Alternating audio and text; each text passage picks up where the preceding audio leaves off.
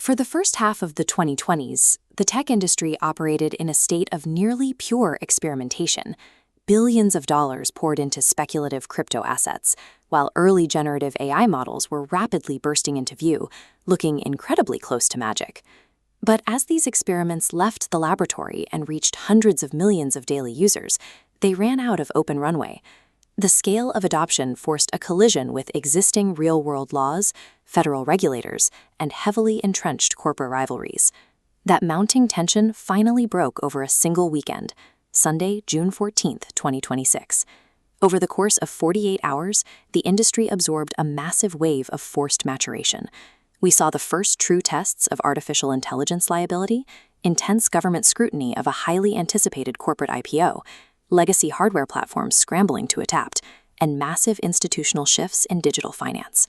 The tech sector has outgrown its sandbox. Its creators now face the heavy, structural consequences of operating at a global scale.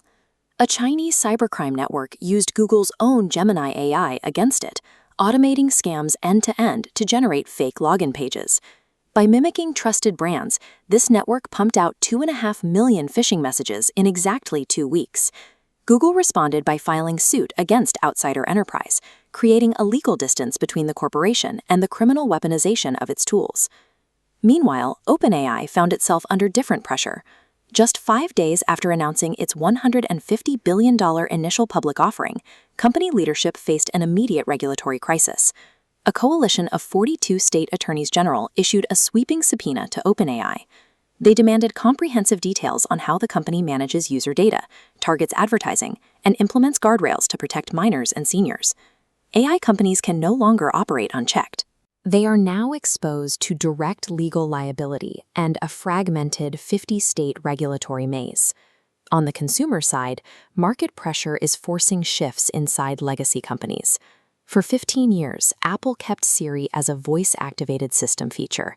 They resisted making it feel like a distinct entity.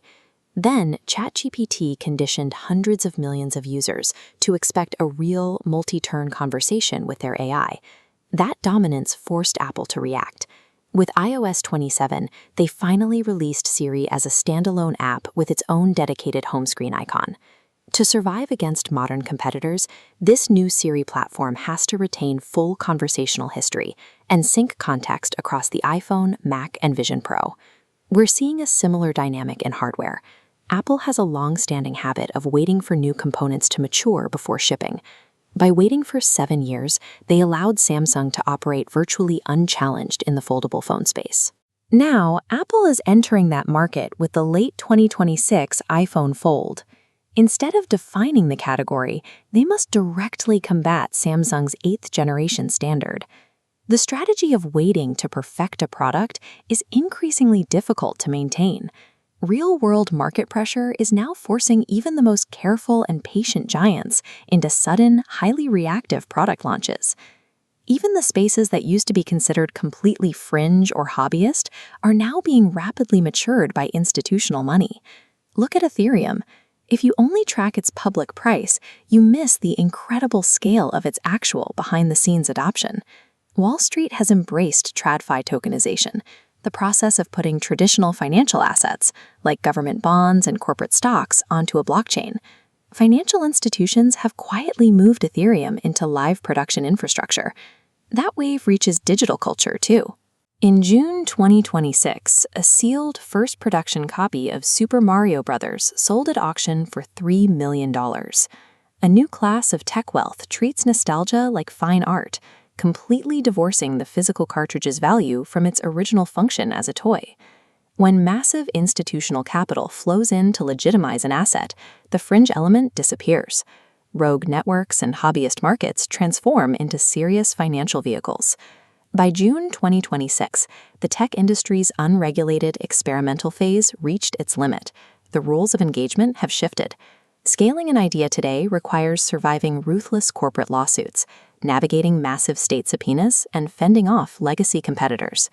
The early part of the decade rewarded whoever could invent a fascinating product in a vacuum, insulated from consequence. Going forward, the market won't necessarily belong to the best inventors. The next decade of technology will be won by the entities best equipped to handle the unforgiving realities of the institutional world.